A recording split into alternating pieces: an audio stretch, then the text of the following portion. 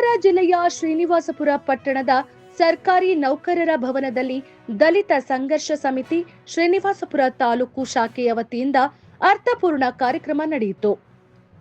ಹಿರಿಯ ಹೋರಾಟಗಾರ ಹಾಗೂ ಚಿಂತಕರಾದ ಡಾಕ್ಟರ್ ಸಿಎಂ ಮುನಿಯಪ್ಪರವರು ರಚಿಸಿರುವ ಕಾಲಡಿಯ ಕಣ್ಣು ಪುಸ್ತಕವನ್ನ ಗಣ್ಯರ ಸಮ್ಮುಖದಲ್ಲಿ ಲೋಕಾರ್ಪಣೆ ಮಾಡಲಾಯಿತು. ಇದೇ ಸಂದರ್ಭದಲ್ಲಿ 50 ವರ್ಷಗಳ ಇತಿಹಾಸವುಳ್ಳ ದಲಿತ ಚಳುವಳಿಯ ಅವಲೋಕನ ವಿಷಯದ ಕುರಿತು ವಿಚಾರ ಸಂಕಿರಣ ನಡೆಯಿತು. ದಲಿತ ಚಳುವಳಿಯ 5 ದಶಕಗಳ ಹೋರಾಟ, ಸಾಮಾಜಿಕ ನ್ಯಾಯಕ್ಕಾಗಿ ನಡೆದ ಚಳುವಳಿಗಳು ಹಾಗೂ ಮುಂದಿನ ದಿನಗಳಲ್ಲಿ ಸಂಘಟನೆ ಇನ್ನಷ್ಟು ಬಲಗೊಳ್ಳುವ ಅಗತ್ಯದ ಬಗ್ಗೆ ವಕ್ತಾರರು ಅಭಿಪ್ರಾಯ ವ್ಯಕ್ತಪಡಿಸಿದರು. ಬಳಿಕ ದಲಿತ ಸಂಘರ್ಷ ಸಮಿತಿ ಶ್ರೀನಿವಾಸಪುರ ತಾಲೂಕು ಶಾಖೆಯ ಸರ್ವ ಸದಸ್ಯರ ಸಭೆ ನಡೆಯಿತು. ಸಭೆಯಲ್ಲಿ ಸಂಘಟನೆಯ ಮುಂದಿನ ಕಾರ್ಯಯೋಜನೆಗಳು, ಸಾಮಾಜಿಕ ಹೋರಾಟಗಳ ರೂಪುರೇಷೆಗಳು ಹಾಗೂ ಸಂಘಟನೆಯನ್ನ ಬಲಪಡಿಸುವ ಕುರಿತು ಚರ್ಚಿಸಲಾಯಿತು. ಅದೇ ವೇಳೆ ನೂತನ ಪದಾಧಿಕಾರಿಗಳ ಆಯ್ಕೆ ಪ್ರಕ್ರಿಯೆಯೂ ನಡೆಯಿತು. ಆಯ್ಕೆಯಾದ ಪದಾಧಿಕಾರಿಗಳು ಸಮಾಜದ ಹಕ್ಕುಗಳ ರಕ್ಷಣೆ, ಸಮಾನತೆ ಹಾಗೂ ಸಾಮಾಜಿಕ ನ್ಯಾಯಕ್ಕಾಗಿ ನಿರಂತರ ಹೋರಾಟ ನಡೆಸುವ ಸಂಕಲ್ಪ ವ್ಯಕ್ತಪಡಿಸಿದರು. ಕಾರ್ಯಕ್ರಮದಲ್ಲಿ ದಲಿತ ಸಂಘರ್ಷ ಸಮಿತಿಯ ಮುಖಂಡರು, ಸದಸ್ಯರು, ವಿವಿಧ ಗ್ರಾಮಗಳ ಜೈ ಭೀಮ ಬಂಧುಗಳು, ಸಾಮಾಜಿಕ ಹೋರಾಟಗಾರರು ಹಾಗೂ ಸಾರ್ವಜನಿಕರು ಭಾಗವಹಿಸಿ ಕಾರ್ಯಕ್ರಮವನ್ನ ಯಶಸ್ವಿಗೊಳಿಸಿದರು.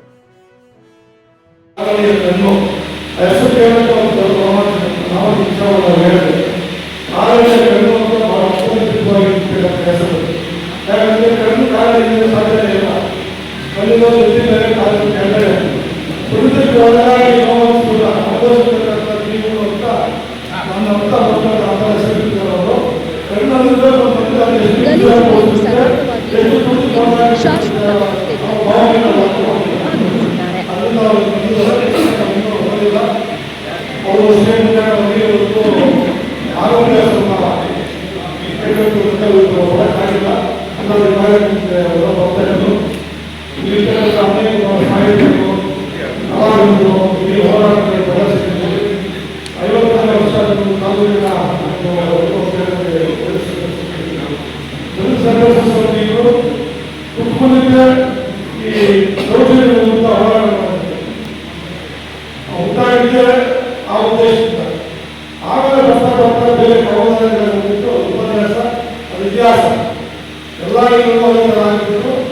ಈಗ ಸುಮಾರು ಜನ ಈಗಲೂ ರೆಸ್ಪೆಕ್ಟ್ ಪಾತ್ರವಾಗಿ ಹೋರಾಟ ಮಾಡ್ತಕ್ಕಂತಹ ಹೋರಾಟಗಾರರು ಇದ್ದಾರೆ. ಬೇರೆ ತರ ಇದ್ದಾರೆ. ಬರೀ ಒಂದು ಈ ಸಂದರ್ಭದಲ್ಲಿ ಎಲ್ಲ ಹೋರಾಟಗಳನ್ನು ಸಹ ನೀವು ಸಭೆ ಆಗಿರ್ತಾರೆ.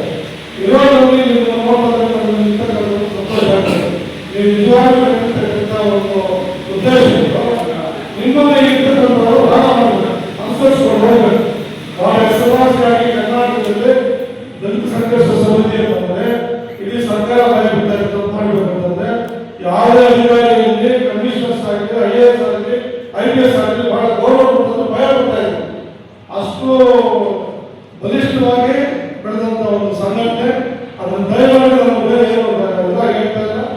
ಎಲ್ಲ ಹೀಗಿರ್ತಕ್ಕಂಥ ಯುವಕರು ಅದನ್ನು ಮುಂದುವರಿಸಿಕೊಂಡು ದೊಡ್ಡವರಾಗಿರ್ತಕ್ಕಂಥ ಹಾಗೆಯನ್ನು ಮುಂದುವರಿಸಿಕೊಂಡು ಹೋಗಿ ನ್ಯಾಯಯುತ ಹೋರಾಟಗಳನ್ನು ಮಾಡಿ ನ್ಯಾಯದ ಬಗ್ಗೆ ದೀನದಲಿತರಿಗೆ, ಬಡವರಿಗೆ ಯಾವುದೇ ಚೂರಲಾಗಿದೆ ಬಡವಾದ್ರೆ ಎಲ್ಲರೂ ದಲಿತರ ಲೆಕ್ಕ ಅವರೆಲ್ಲರಿಗೂ ನೀವು ಧ್ವನಿ ಹಾಕಬೇಕು. ಮತ್ತು ಈ ಪುಸ್ತಕಕ್ಕೆ ಎಲ್ಲರೂ ಬಹಳ ಗೌರವ ಕೊಡಬೇಕು. ಮಾರಾಟ ಮಾಡಬೇಕು. ಯಾಕಂದ್ರೆ ಪುಸ್ತಕಗಳು ಮಾರಾಟ ಆದರೆ ಬೆಲೆ ಇರ್ತಕ್ಕಂಥದ್ದು. ಅವರು ಶೇಖರಿಸಿದ ಎಲ್ಲರೂ ಪುಸ್ತಕವನ್ನು ಮಾರಾಟ ಮಾಡಿ ನಿರಂತರ ಸುದ್ದಿಗಾಗಿ ವೀಕ್ಷಿಸಿ ವಿಕೆಎ ಮಾಡಿ ನನ್ನಲ್ಲಿ ಕರೆಸಿ ಅವಕಾಶ ಕೊಡ್ತಾರೆ. ಎಲ್ಲರೂ ನಮ್ಮ ಮನಸ್ಸೇ ನನ್ನ ಮಾತು ಮುಗಿಸ್ತೇನೆ. ಕಾಲ್ನಡಿಗೆ ಕಟ್ಟುಗಳಿಗೆ ಪುಸ್ತಕ ಬಿಡುಗಡೆ ಸಮಾರಂಭ ಮಾಡಿಕೊಂಡಿದ್ದರು. ಅದಕ್ಕೆಲ್ಲ ನಮ್ಮ DSS ಎಲ್ಲ ಬೆಂಗಳೂರಿಗಳು ಅದೆಲ್ಲ ಪದಾರ್ಥಗಳು ಬಂದಿದೆ. ತುಂಬ ಸಂತೋಷ ವಿಷಯ. ಯಾಕಂದರೆ ಈಗ ಇರೋ ಸಂಘಟನೆಗೂ ಹಿಂದಿನ ಸಂಘಟನೆ ತುಂಬ ಡಿಫ್ರೆನ್ಸ್ ಇದೆ. ಮೊದಲು ಕೇಸ್ ಕಟ್ಟಬೇಕಾದ್ರೆ ಜನ ಬರ್ತಾ ಇರಲಿಲ್ಲ. ಯಾರು ಕಂಪ್ಲೇಂಟ್ ಕೊಡಬೇಕಾದ್ರೂ ಮುಂದೆ ಬರ್ತಾ ಇರಲಿಲ್ಲ.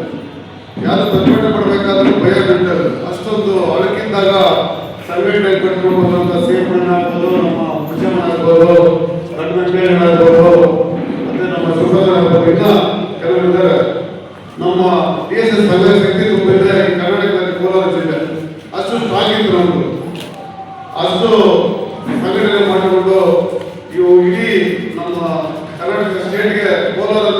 ಆಗಿತ್ತು, BSc ಆಗಿದೆ ಅಷ್ಟು ಸ್ಟ್ರಾಂಗ್ ಇತ್ತು, ಅಷ್ಟು ಬಲಿಷ್ಠವಾಗಿತ್ತು. ಅದೇ ಅಷ್ಟೇ ಕಷ್ಟಪಟ್ಟಿದ್ದಾರೆ. ಸೇವೆ ಮಾಡ್ಬೋದು, ನಮ್ಮ ವಿಷಯ ಮಾಡ್ಬೋದು, ಅದರ ಬಗ್ಗೆ ಆಡಳಿತ ಮಾಡಿದ್ದಾರೆ, ನಮ್ಮ ಬಗ್ಗೆ ತಡೆಹಿಡಿದಿದ್ದಾರೆ. ಗೌರವಿದ್ದಂತ ಗೊತ್ತಾಗಿ ನಮ್ಮದು ಸಂಘಟನೆ ನಡೆದಿತ್ತು, ಅದಕ್ಕೆಲ್ಲ ನಮ್ಮ ವಿಷಯ ಕೈ ಜೋಡಿಸಿ ಜಮೀನು ಬಿಡಿಸ್ಕೊಂಡಿದ್ದಾರೆ. ಅದರಂತದ್ದು ಎಷ್ಟು ಕಷ್ಟ ಇತ್ತು, ಅಷ್ಟ ಟೈಮಲ್ಲಿ ಸಂಘಟನೆ ಕಟ್ಕೊಂಡು ಬಂದು ಗೊತ್ತಾದ್ರ ಬಗ್ಗೆ ಯಾರು ನಾವು ಗೊತ್ತಿದ್ದೀವಿ. PU ಪೀಳಿಗೆಗೆ ನಾವು ಸಂಘಟನೆ ಏನು ಮಾಡ್ಕೊಂಡು ಬಂದಿದ್ದೀವಿ, ನಮ್ಮ ಪೀಳಿಗೆಯಲ್ಲಿ ಏನು ಮಾಡಿದ್ವಿ ಅಂತ ಹೇಳಿ ಎಲ್ಲೆಲ್ಲ ಒಂದು ವಿಚಾರವನ್ನು ಬಿಡದೆ ಆ ಪುಸ್ತಕದಲ್ಲಿ ಸೇವ್ ಮಾಡುವರು ವಿಚಾರ ಮಾಡಿದ್ದಾರೆ. ಅದನ್ನ ಯುವ ಪೀಳಿಗೆ ಅದನ್ನು ಓದಿ ಅರ್ಥ ಮಾಡಿಕೊಂಡು ಏನು ಕಷ್ಟ ಇತ್ತು, ಸಂಘಟನೆಗೆ ಎಷ್ಟು ಶಕ್ತಿ ಇತ್ತು ತಿಳ್ಕೊಂಡು ಮುಂದಿನ ಹಾದಿಯಲ್ಲಿ ನಾವು ಇದೇ ಥರ ಮಾಡಬೇಕು, ನಮ್ಮ ಬಡ ಮಕ್ಕಳಿಗೆ ಸಹಾಯ ಮಾಡಬೇಕು, ನಮ್ಮ ಸಂಘಟನೆಗೆ ಎಷ್ಟು ಗೌರವ ಇದೆ ಅಷ್ಟು ಎಷ್ಟು ಅದಕ್ಕೆ ಅಷ್ಟು ಇದಿದೆ ಧೈರ್ಯ ಇರೋದಕ್ಕೆ ಸಾಕ್ಷಿ ಪುಸ್ತಕ ಇದೆ. ಆ ಪುಸ್ತಕ ನೋಡಿಕೊಂಡು ಬರಬಹುದು ಆ ದಾರಿ ನಡೀಬೇಕು ಅಂತ ಹೇಳ್ತಾ ಇಲ್ಲಿ ಕರೆದ ಮಾತನಾಡೋಕ್ಕೆ ಇಲ್ಲಿ ಜಾತ್ಯತೀತವಾಗಿ, ಧರ್ಮಾತೀತವಾಗಿ, ಪಕ್ಷಾತೀತವಾಗಿ ಕೂತು ಎಲ್ಲರೂ ಸೇರಿ ಕುಟುಂಬದ ಕಲ್ಪನೆಗಳು ಪುಸ್ತಕವನ್ನು ಬಿಡುಗಡೆ ಮಾಡ್ತಕ್ಕಂಥ ಕಾರ್ಯಕ್ರಮದಿಂದ ನಮಗೆ ಬಹಳ ಖುಷಿ ಆಗ್ತದೆ. ಅಷ್ಟೇ ಬೆಳಗ್ಗೆ ಬರ್ತದೆ. ಒಂದು ಆತಂಕ ಆಯ್ತು ನನಗೆ, ಯಾವ ದೇಶ ಯಾವ ಕಡೆ ಹೋಗ್ತಿದೆ ನಮ್ಮ ದೇಶ ಇಡೀ ಜನ 70 ವರ್ಷಗಳಾಗಿತ್ತು ನಮ್ಮ ಸ್ವೇಚ್ಛಾ ಸ್ವಾತಂತ್ರ್ಯಕ್ಕೆ ಮತ್ತು ಈ ದೇಶಕ್ಕೆ ಭವಿಷ್ಯ ಪ್ರಾರಂಭ ಆಗಿದೆ. ಇತ್ತೀಚೆಗೆ ಆ ಭವಿಷ್ಯಕ್ಕೂ ಕೂಡ ಸಂಸ್ಕಾರ ಹೊಂದತಕ್ಕಂಥ ಬಿಸಿಲು ನಮಗೆ ಕಾಣಿಸ್ತಾ ಇದೆ. ಇತ್ತೀಚೆಗೆ ಬಹಳಷ್ಟು ಇರ್ತವೆ. ಯಾಕಂದ್ರೆ ನಾವು ಗೋತ್ರ ಆಜ್ಞೆ, ಮಣಿಪುರ ಆಜ್ಞೆ, ಇವತ್ತು ನೀಟನ್ನು ನೋಡ್ತಾ ಇದ್ದೀವಿ. ನಾವು ಯಾವ ಕಡೆ ಹೋಗ್ತಾ ಇದೆ ದೇಶ ಅಂತಕ್ಕಂಥ ಆತಂಕ, ಭಯ ನಮ್ಮನ್ನೆಲ್ಲ ಕಾಣಿಸ್ತಾ ಇದೆ. ಇಂತಹ ಪರಿಸ್ಥಿತಿ ಎಲ್ಲಿ ನಮ್ಮ ಎಲ್ಲ ಸಹೋದರರು ಇವತ್ತು ದಲಿತ ಸಂಘ ಸಂಸ್ಥೆ ವೇದಿಕೆಯಲ್ಲಿ ಕಾಲೇಜು ಅಂತಕ್ಕಂಥ ಪುಸ್ತಕವನ್ನು ಲೋಕಾರ್ಪಣೆ ಮಾಡತಕ್ಕಂಥ ಪ್ರಕ್ರಿಯೆಯಲ್ಲಿ ಭಾಗವಹಿಸುವುದಿಲ್ಲ. 2017 ಕ್ರಮ ಸಂತೋಷ. ಯಾಕೆ ಅಂತ ಹೇಳ್ತೀನಿ ಅಂತ ಹೇಳಿದ್ರೆ, ದಲಿತ ಸಂಘ ಸಂಸ್ಥೆಯನ್ನ ಕಾಮಾಲೆಗಳಿಂದ ನೋಡ್ತಕ್ಕಂಥ ಕಾಲಘಟ್ಟ ಹೋಗಿತ್ತು. ಅಂಬೇಡ್ಕರ್ ಅವರನ್ನ ಕಾಮಾಲೆಗಳಿಂದ ನೋಡ್ತಕ್ಕಂಥ ಒಂದು ಕಾಲಘಟ್ಟ ಇತ್ತು. ಆದರೆ ಆ ಕಾಲ ಹೋಗಿ ಒಂದು ದಿವಸ ಎಲ್ಲರ ಒಳಗೆಯೂ ಅಂಬೇಡ್ಕರ್ ಹೋಗ್ತೇನೆ, ಎಲ್ಲರ ಒಳಗೆಯೂ ದಲಿತ ಸಂಘ ಸಂಸ್ಥೆ ವಿಹಾರ ಮಾಡ್ತಾ ಇರ್ತಕ್ಕಂಥ ಸಂತೋಷ ನನ್ನಲ್ಲಿ ಅದೆಷ್ಟು ಉತ್ಸಾಹವನ್ನು ತುಂಬ್ತಾ ಇದೆ. ದಲಿತ ಚಳವಳಿಯ ಬಗ್ಗೆ ಮಾತನಾಡುವಂತಕ್ಕಂಥದ್ರೆ ಸಣ್ಣ ವಿಚಾರ ಅಲ್ಲ. ನಂತರ 70ರ ದಶಕದ ದಲಿತ ಚಳವಳಿಯನ್ನು ಮಾತನಾಡೋದಂದ್ರೆ ಒಂದು ಪ್ರಶಸ್ತಿಯ ಜೊತೆ ಮಾತಾಡಬೇಕು, ಒಂದು ಪಾರಿತೋಷಕದ ಜೊತೆ ಮಾತಾಡಬೇಕು. ಯಾಕಂದ್ರೆ ಅವತ್ತಿನ ಬದುಕು ಅಷ್ಟು ಸರಿಸಾಗಿರಲಿಲ್ಲ, ಅವತ್ತಿನ ದಿನ ಅಷ್ಟು ತಣ್ಣಗಿರಲಿಲ್ಲ. ಇವತ್ತಿನ ಕಠೋರವಾದಂತಹ ಕಾಲಘಟ್ಟದಲ್ಲಿ ಕಾಲುಗಳು ಇಟ್ಟಿದ್ದು ಅವತ್ತಿನ ಎಲ್ವೆ ಪೇಷಂಟ್ ಆಗ್ಬೋದು, ಎಲ್ ಮುನ್ಸಾಮಣ್ಣ ಆಗ್ಬೋದು, ಶಿವಣ್ಣ ಆಗ್ಬೋದು, CM ಜಯಣ್ಣ ಆಗ್ಬೋದು, ಇದರ ಅನೇಕ ಜನ ಅವರನ್ನು ಅವರು ಮರ್ಕೊಂಡು ಸಮಾಜಕ್ಕೆ ಸಮರ್ಪಣೆ ಮಾಡಿಕೊಂಡು ಚಳವಳಿ ಕಟ್ಟಿದ್ರು. ಇವತ್ತು ನೀವೆಲ್ಲ ಪ್ಯಾಂಟು ಶರ್ಟು ಜಟ್ಟಿಗಳು ಕಟ್ಕೊಂಡು ಓಡಾಡ್ತಾ ಇದ್ದೀವಿ, ಆಫೀಸ್ಗಳಲ್ಲಿ ಕೂತ್ಕೊಳ್ತಾ ಇದ್ದೀವಿ, ಚೇರ್ಗಳ ಮೇಲೆ ಐಷಾರಾಮಿ ಇದೆ, ಸುಮ್ಮನೆ ಇಲ್ಲ. ನಿರಂತರ ಸುದ್ದಿಗಾಗಿ ವೀಕ್ಷಿಸಿ VK18 ನ್ಯೂಸ್ ಕನ್ನಡ. ಕೊಟ್ಟಂತ ಶಿಕ್ಷಣ ಅಂತ 70ರ ದಶಕದ ಕಾಲವನ್ನ ಕಣ್ಣಾರೆ ಕಾಣುತ್ತೆ ಹೋಗ್ತಕ್ಕಂಥ ಒಂದು ದೊಡ್ಡ ಪ್ರಕ್ರಿಯೆಯಲ್ಲಿ ನಿರಂತರವಾಗಿ 12 ವರ್ಷಗಳ ಕಾಲ ಪ್ರವಾಸ ಮಾಡಿ CM ಬಣ್ಣ ಕಾಲಡಿಯ ಬೆಣ್ಣು ಅಂತಕ್ಕಂಥ ಪುಸ್ತಕವನ್ನು ಕೊಟ್ಟಿದ್ದಾರೆ. ಇದೆಷ್ಟು ದೊಡ್ಡ ಕೃತಿಯಾದ ನನ್ನ ಪ್ರಕಾರ ಇದರ ಶೀರ್ಷಿಕೆ ಎಷ್ಟು ಚೆನ್ನಾಗಿದೆ. ಏನೇನೋ ಶೀರ್ಷಿಕೆಗಳಿಲ್ಲ ನೋಡ್ಕೊಂಡಿದ್ದೀವಿ ನಾವು ಶಿಷ್ಟವಾದ ಸಮಾಜದಲ್ಲಿ. ಕಾವಡಿಯ ಬೆಣ್ಣು ಅಂತಕ್ಕಂಥ ಶೀರ್ಷಿಕೆಗೆ ಇದಕ್ಕಿಂತ ಬಹುಶಃ ತೂಕವಾದ ಶೀರ್ಷಿಕೆ ಕೊಡಲಿಕ್ಕೆ ಸಾಧ್ಯ.